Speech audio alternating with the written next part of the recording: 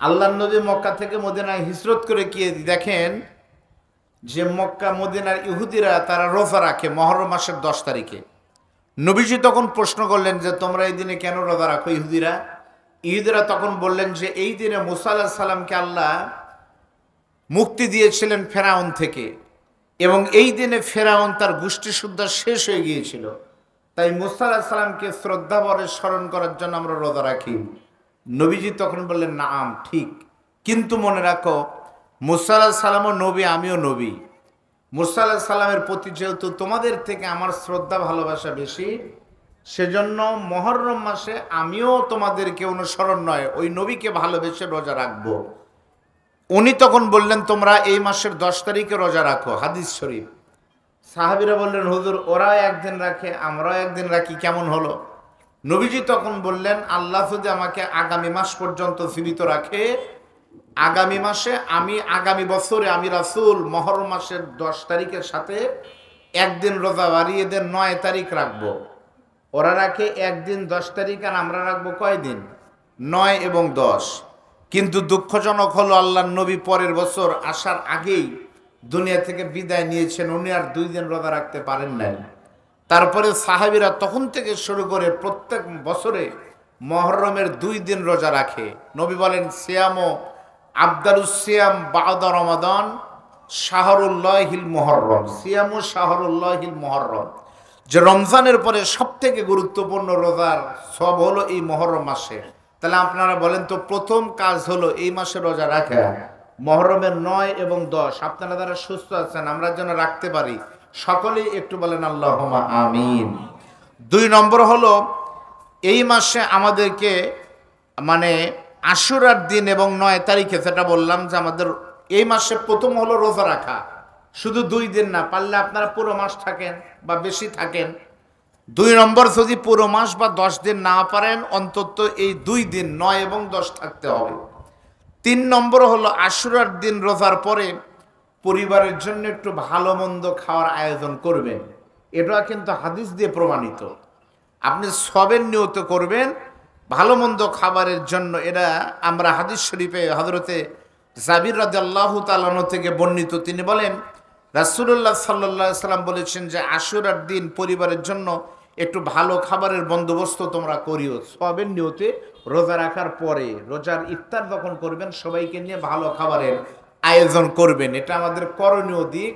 আর একটি গুরুত্বপূর্ণ করণীয় হলো এই মাসে আমাদের তওবা করতে হবে বেশি বেশি। বলেন কি করতে হবে? এই মাসে মানুষকে আল্লাহ তাআলা কোটি কোটি মানুষকে মাফ করে দেয়, তওবা করতে হবে। এই তওবা নিয়ে আমি 2-4 মিনিট কথা বলবো পরে। এরপরে আমাদের এই মাসে বর্জনীয় কি ভাই বাদ দেওয়া লাগবে, কি এটা জানার দরকার আছে না নাই? কি বাদ দিবেন? ইসলামের নামে জালিয়াতি, ইসলামের নামে ইহুদি খ্রিস্টানদের থেকেও খারাপ কাজ আমরা এই মাসে করি। কি? প্রথম নম্বর আমি আপনাদের বলবো তাজিয়া মিছিল বের করা। তাজিয়া মিছিল মানে মাজারের মতো একটা জিনিস তৈরি করে নিয়ে সেখানে বিভিন্ন রকম মানত টানত করে এটা নিয়ে তাজিয়া মিছিল বের করে।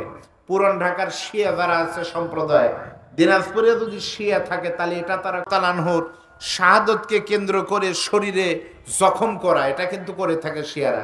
হায় হোসেন হায় হাসান করে, এটা ইমাম হোসেনের সঙ্গে দুশ্মনী করে এবং তাকে অপমানিত করা। 3 নম্বর আশুরা উপলক্ষে মিষ্টি বিতরণ করা। 4 নম্বর হলো শোক মিছিল করা। 5 নম্বর হলো মসজিদ ইত্যাদি লাইটিং করা। 6 নম্বর হলো পিপাসুদের পানি খাওয়ানো। এই মাসে অনেকে পানি খাওয়ায় কেন? ইমাম হোসেন কারবালার ময়দানে পানির অভাবে মারা গেছে, সেজন্য পানি দান বেশি দান সব মনে করতেছে। আচ্ছা বলেন তো ভাই, পানির জন্য যদি তাদের এত মায়া হয়, ওই যে এক পেশাবের মুরিদ পেশাব করে পানি নেয় না, তাকে প্রশ্ন করা হলো ভাই পানি নেন না? বলে ভাই পানি নিব কেমনে? 1 ফোঁটা পানির জন্য নবীর কলিজার টুকরে ইমাম হোসেন নাতি পানি করতে করতে মারা গেল, আর সেই পানি আমরা এই রকম জায়গায় নিব, এটা তো খুবই খারাপ। এজন্য আমরা পানি ওই জায়গায় নেই না। এটা যদি তাদের ভণ্ডদের দৃষ্টান্ত হয়, আমাদের কথা হলো নবীর কলিজার টুকরা নাতি ইমাম হাসান রাদিয়াল্লাহু তাআলা আনহু বিষ পান করে তাকে হত্যা করা হয়েছিল। হুসাইনকে ভালোবেসে যদি পানি নিতে কষ্ট হয়, তাহলে ইমাম হাসানকে ভালোবেসে তোমরা বিষ খেয়ে মরো, তাহলে দেখবো তোমরা ভালোবাসা আছে। ঠিক না ঠিক বলে? এগুলো হলো ইসলামের নামে ভণ্ডামি, আর এগুলো দেখার দায়িত্ব হলো রাষ্ট্রের। এই দেশ যদি কোরআন আর সুন্নাহর আইনে চলে, আল্লাহর কসম দায়িত্ব নিয়ে বলতেছি, কোনো অনিয়ম দুর্নীতি ইসলামের নামে শিরক আর বেদাত রাষ্ট্রীয়ভাবে বন্ধ হবে। জোরে বলেন কথা ঠিক না? সেজন্য এরকম একটা সমাজ আপনারা দেখতে চান কি চান না? জোরে বলেন। আমরা ধর্মের সংস্কার চাই, পুলিশের সংস্কার চাই না। অনেকে বলতেছে পুলিশের পোশাক পরিবর্তন করে দাও, ডক্টর ইউনূস। আচ্ছা, পুলিশের পোশাক পরিবর্তন করে দিলে কি পুলিশের চরিত্র ভালো হবে ভাই? ভিতরে যদি চরিত্র ভালো না হয়? সেজন্য আমি বলি, পোশাক যদি পরিবর্তন করতে হয়, পুলিশের পোশাকের কালার পরিবর্তন করে লাভ নাই। পুলিশের পোশাক পরিবর্তন করো, নিয়ম করো, পুলিশের পোশাকে কোনো পকেট থাকা যাবে না, যেন ঘুষের টাকা না রাখতে পারে। ঠিক না? 2 নম্বর, প্রত্যেকটি থানায় লিখে দিতে হবে যে এখানে কেউ চুরি করলে পারে, চোর যদি ওসিও হয় হাত কাটা যাবে। আল্লাহ তাআলা সূরা হজের 41 নম্বর আয়াত অনুযায়ী যদি রাষ্ট্র চলে, আপনাদের পার্বতী পুরো সোনার মদিনা হবে। সামনে আমরা আশা করতেছি সেই সুদিন দেখা যাচ্ছে। যত তাল বাহানাই হোক না কেন, আগামীর বাংলাদেশ কোরআনের বাংলাদেশ, যদি আলেমরা এক থাকে ইনশাআল্লাহ আল্লাহ কবুল করুন, বলেন আমিন। 7 নম্বর হলো ইফতারের সওয়াবের নামে কোনো কিছু রান্না করা এই দিনে। 8 নম্বর হলো বাচ্চাদের খালি পায়ে হাঁটানো। এই মুহররম মাসে কারবালার 10 তারিখে এরা খালি পায়ে হাঁটায় যারা ভালোবাসে ইমাম হোসেনকে। এগুলো কোনোটার সাথে ইসলামের সম্পর্ক নাই। তাহলে আমরা করব 4টি কাজ। 1 নম্বর হলো রোজা রাখবো বেশি বেশি। 2 নম্বর হলো এই 10 তারিখে রোজা রেখে ভালো খাবার আয়োজন পরিবারের জন্য সওয়াবের জন্য করব। 3 নম্বর হলো এই মুহররম মাসের 9 এবং 10 তারিখে অবশ্যই রোজা রাখবো। আর 4 নম্বর হলো এই মাসে সব সময় আমরা তওবা পড়ব। জোরে বলেন, কি করব ভাই? তওবা মানে কি আপনারা কি পারেন? তওবা মানে হলো, তওবা এটাই হলো আস্তাগফিরুল্লাহ ওয়া আতুবু ইলাইহি। এটা তওবা। তওবা শব্দের অর্থ হলো ফিরে আসা। কার কাছে ফিরে যাওয়া? জোরে বলেন। আল্লাহ বলছেন, আল্লাহ রাব্বুল আলামিন বলেন, قل يا عبادي الذين أسرفوا على أنفسهم لا تقنطوا من رحمة الله إن الله يغفر الذنوب جميعا إنه هو الغفور الرحيم। আল্লাহ বলছে লাভ নাই। শোনেন মুসলমান, আমাদের বাংলাদেশে ওই 2 সময় করা হয়। 1 নাম্বার হলো যখন মৃত্যুর সময় হয় তখন তওবা করে কোনো লাভ নাই। আমাদের বাংলাদেশে যখন মানুষের মৃত্যু যন্ত্রণা শুরু হয় তখন মসজিদের ইমামকে নিয়ে তওবা পড়ায়। এটা ঠিক না। জোরে বলেন কথা ঠিক না? ঠিক। আর 2 নম্বর হলো যখন সূর্য পশ্চিম দিকে উঠবে, কিয়ামত শুরু হবে, তখন তওবা করে কোনো লাভ হবে? এটা ঘোষণাকার বলেন।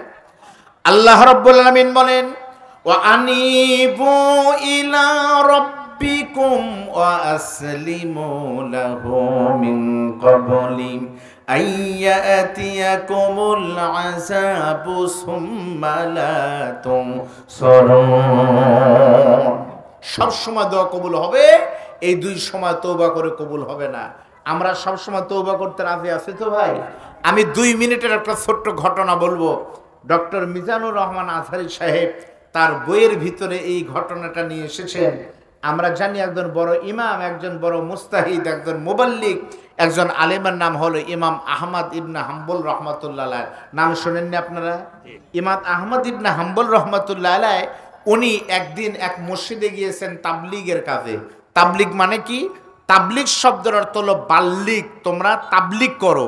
এই তাবলিগ মানে হলো শুধুমাত্র ভাই আসার আগে আজরাইল চলেন যাই কাকরাইল, এর নাম কিন্তু তাবলিগ নয়। তাবলিগ শব্দের অর্থ হলো বাল্লিগু আন্নি ওয়ালাউ আয়া। একটা কথাও যদি মানুষের কাছে জানো, ভালো কথা পৌঁছে দিতে হবে। আল্লাহর জমিনের সমস্ত ক্ষমতার অধিকারী জনগণ, এ কথা শিরক কাফেরদের কথা। রাষ্ট্রই সকল ক্ষমতার মূল, রাষ্ট্রপতি এরা কুফরি মতবাদ। আপনাকে দায়িত্ব নিয়ে নির্বাচনের আগে মুসলমান হিসেবে পৌঁছে দিতে হবে সমস্ত ক্ষমতার মালিক আল্লাহ। আল্লাহর জমিনে আল্লাহর কোরআনের আইন চালু হবে।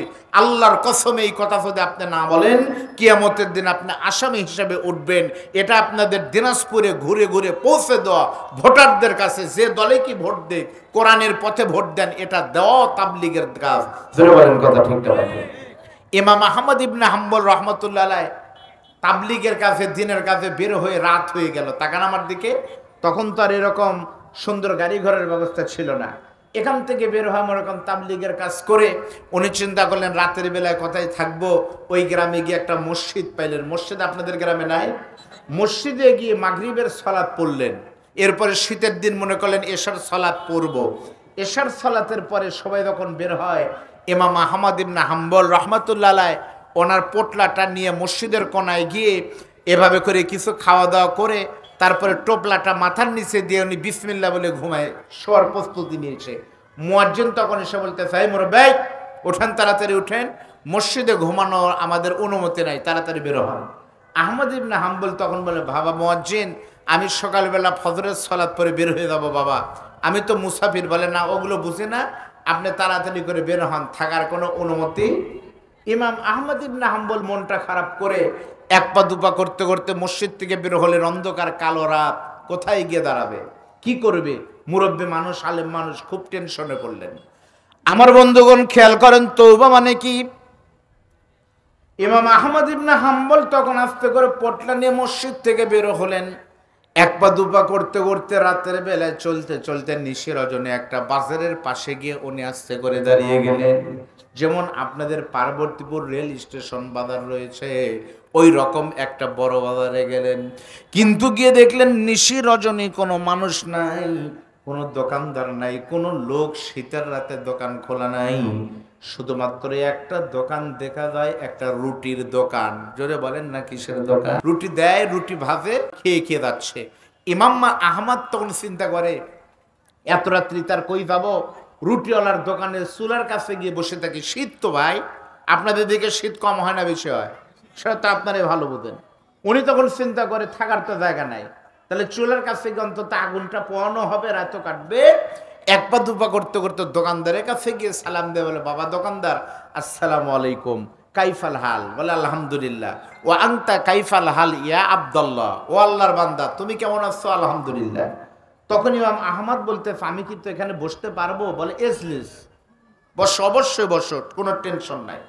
ইমাম আহমদ তখন বসলেন, বসে চিন্তা করতেছে কি করি। এইবার ঘটনা ঘটলো কি, ইমাম আহমদ ইবনে হাম্বল তাকিয়ে দেখেন রুটিওয়ালা যিনি রুটি বানাচ্ছে, রুটি বানায় আর কিছুক্ষণ পর পর বলে শুধু আস্তাগফিরুল্লাহ। জোরে বলেন, কি বলে?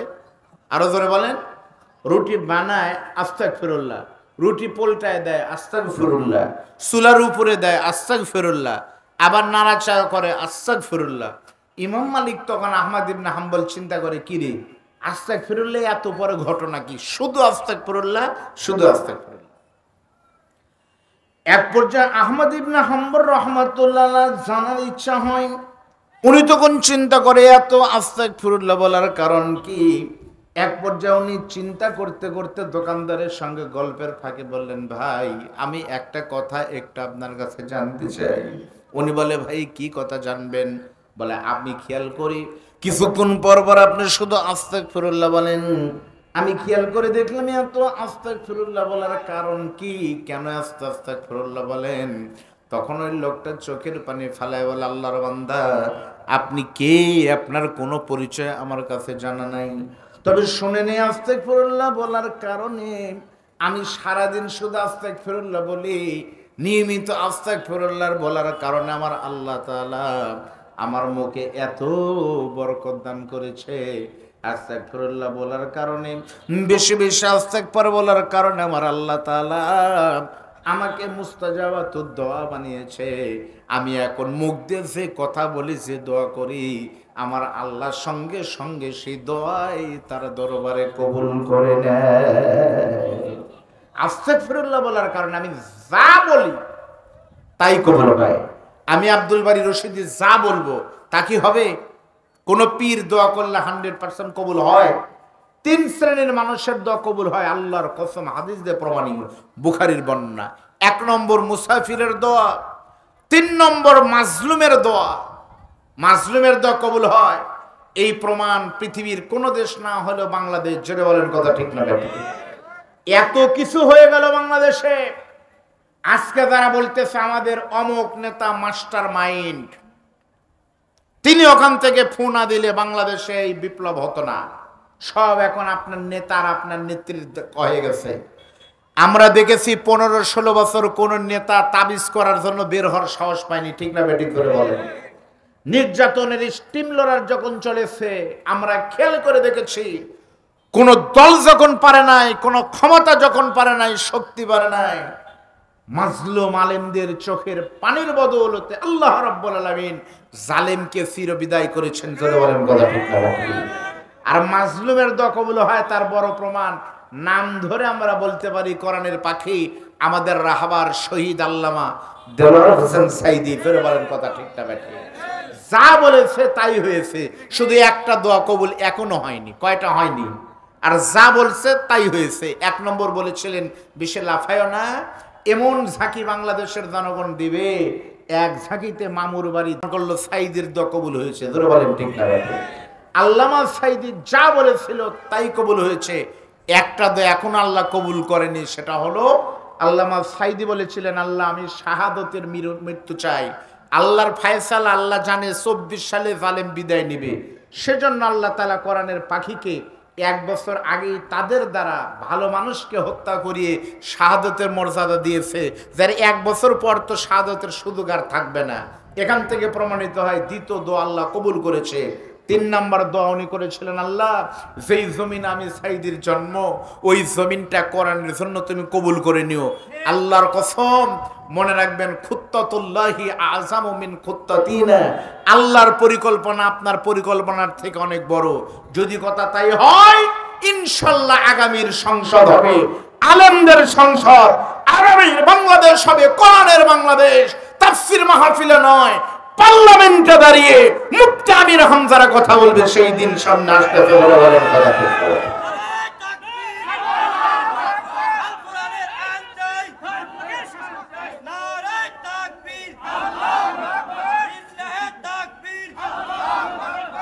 বিভিন্ন দলের লোক আছেন তো, স্লোগান থেকে বোঝা গেল যে কয়টা শুধু জামাতের লোক সেই কয়টা স্লোগান দিলেন, অন্য দলের লোকেরা স্লোগান দিলেন না। আরে ভাই, চুরি যদি বন্ধ হয় সেটা তো বিএনপির জন্য উপকার।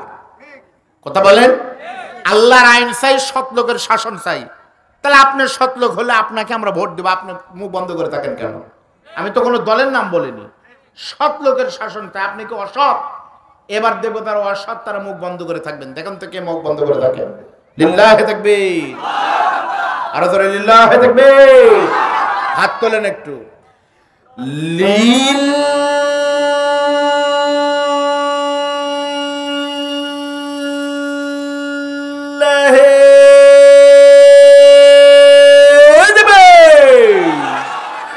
নারায়ে তাকবীর। আল কোরআনের আলো, কোরআন আছে যেখানে, কোরআন নাই যেখানে, লিল্লাহি তাকবীর। ঠিক আছে তো ভাই? কোরআন যদি না থাকে তাহলে মনে রাখবেন কোনো লাভ কিন্তু আসলেই হবে না। শুধু পরিবর্তন হবে নেতা, নীতির পরিবর্তন হবে না, যা ছিল তাই। ঠিক না বেটি? ইমাম মালিক রহমত আহমদ ইবনে হাম্বল তখন বলে, ভাইজান আপনি আস্তাগফিরুল্লাহ বলার কারণে আল্লাহ শব্দ কবুল করেছে বলে, হ্যাঁ আমি রুটিওয়ালা হতে পারি হুজুর, কিন্তু আমার ছোট্ট চামড়ার মুখ দিয়ে যা চাই আল্লাহ সেটাই কবুল করে। সুবহানাল্লাহ করে বলেন। আমি কিন্তু বানানো কোনো কথা বলছে না। আজহারী সাহেব তার বইয়ের ভিতরে নিয়ে এসেছে, খেয়াল করেন এইদিকে। সঙ্গে সঙ্গে উনি বলতেছে, হুজুর আল্লাহ আমার শব্দ কবুল করলে কি হবে? আমি রুটিওয়ালার একটা দোয়া এখন পর্যন্ত আমার আল্লাহ কবুল করেনি, সেজন্যই আমি আস্তাগফিরুল্লাহ বলি। আল্লাহ আমার শব্দ চাইলো কিন্তু একটা দোয়া কবুল করে না। ঘটনা কি? আহমদ ইবনে হাম্বল তখন বলে, ভাইজান সব দোয়া যদি কবুল করে, কোন দোয়া এখনো কবুল হয়নি? খেয়াল করেন, এই দিক তাকান। সঙ্গে সঙ্গে রুটিওয়ালা কান্না করে বলে, ও ইমাম আহমদ, মানে ও আল্লাহর বান্দা, আমি রুটিওয়ালার সব আল্লাহ কবুল করেছে, কিন্তু একটা চাওয়া এখনো কবুল হয়নি। সেই চাওয়া হলো, আমি রুটিওয়ালা শুনেছি এই মুহূর্তে পৃথিবীতে সব থেকে বড় একজন আলেম রয়েছে, সে আলেমের নাম হলো আহমদ ইবনে হাম্বল। আমি এত দোয়া করি, আল্লাহ গো আমার এই জীবনে তুমি একটা বার হলো আহমদ ইবনে হাম্বলকে একটু চামড়ার চোখ দিয়ে দেখার সুযোগ করে দিও, কিন্তু এখন পর্যন্ত ওনার সাথে আমার দেখা হয়নি, সেজন্যই শুধু আমি আস্তাগফিরুল্লাহ বলি। কবে দেখা করতে পারবো সেই দিন আমার কলিজাটা আত্মতৃপ্তিতে ভরবে। সঙ্গে সঙ্গে ইমাম আহমদ ইবনে হাম্বল চোখের পানি ধরে রাখতে না পেরে এক দৌড়ে গিয়ে রুটিওয়ালার কপালে চুমে দেয়া বলে, রুটিওয়ালা ভাই, যে লোকটার জন্য তুমি এইভাবে দোয়া পড়তেছো, তুমি শুনে নাও, জেনে নাও, আমি হলাম ইমাম আহমদ ইবনে হাম্বল, আমি হলাম সেই ব্যক্তি। তাহলে আপনারা বলেন, দোয়া পড়লে, আল্লাহর কাছে তওবা করলে আল্লাহ গুনাহ মাফ করে দোয়া কবুল করে কি করে না? জোরে বলেন, করে কি করে না? সেই ইস্তেগফারের মাস হলো এই মাস। আমরা করব তো ভাই ইনশাআল্লাহ, সবসময় ইস্তেগফার পড়বেন, এই মাসে দোয়া কবুল হবে ইনশাআল্লাহ। 3 নম্বর একটা বড় আমল আছে, আপনাদের যাদের মৃত মা বাবা কবরে চলে গেছে, ভাইজান, বাবা মা যদি বেঁচে থাকে, আপনি মা বাবার জন্য একটু দোয়া কবুল দিতে হবে। শোনেন, এমপির কাছে যাবেন, এমপি আপনার সুপারিশ করতে পারে, নাও পারে। বক্তার কাছে যাবেন, বক্তা আপনার দাওয়াত নিতে পারে, নাও পারে। হুজুরকে খাওয়াবেন পীর সাহেবের দরবারে, এখানকার চাইল পুলহাট দিনাজপুর থেকে 18 ফরিদপুর পাঠায় দিলেন, দোয়া কবুল হতেও পারে, নাও পারে, না হওয়ার সম্ভাবনাই বেশি। আল্লাহকে সাক্ষী রেখে বলতেছে, আপনার মা বাবার কাছে দোয়া চান। আপনার মা যদি আপনার জন্য ভুল করেও বলে, আল্লাহ আমার সন্তানকে তুমি কোটিপতি বানায় দাও, আমি কোরআন সামনে নিয়ে বলতেছি, ওই তো আল্লাহ কবুলের সম্ভাবনা 100%। জোরে বলেন, কথা ঠিক না বেঠিক? মা দোয়া যা করে তাই হয়। কাবার ইমাম হয়েছিল, আপনারা জানেন। কালো ইমাম কালবানি দুষ্ট ছিল, দুষ্টমি করে, মারামারি করে।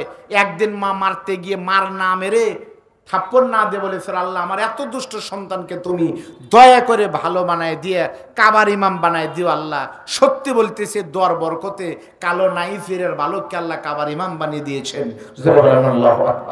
এই জন্য মৃত মা বাবা যদি চলে যায়, মা বাবার কবরের কাছে গিয়ে দোয়া করবেন। আর যাদের মা বাবা বেঁচে আছে, এই মাসে মা বাবার খেদমত করবেন, ক্ষমা চাবেন, মা ভুল হলে মাফ করে দিবে, বাবার কাছে মাফ চাইবেন। আমি একটু দেখতে চাই আপনাদের ভিতরে কার কার দুঃখিনী মা, প্রচন্ড বৃষ্টি আল্লাহ না করুক, আল্লাহ মোনাজাত পর্যন্ত আবহাওয়াটাকে এরম করে দিও, বলেন আমিন। প্রচন্ড বৃষ্টি শুরু হলে কোনো পাগলও মাঠে থাকে না, কিন্তু মনে পড়ে না আপনার দুঃখিনী মায়ের কবর, চারদিক দিয়ে পানি যাচ্ছে, মা তো দৌড়ে ঘরের ভিতর ঢুকতে পারে না। একটু মেহেরবানি করে দেখান তো আপনাদের ভিতর কার কার দুঃখিনী মা নাই, মা মারা গেছে কার কার, তার একটু হাত তুলেন তো। আমার মা বেঁচে আছে যেন আমি হাত নামালাম, মা নাই কারা কারা, তারা হাত তুলে। ইস, কত মানুষের মা নাই, আমার ভাইয়ের সহ, একটু হাত নামান। এবার একটু দেখান তো কার কার পিতা নাই, একটু জোরে বলেন।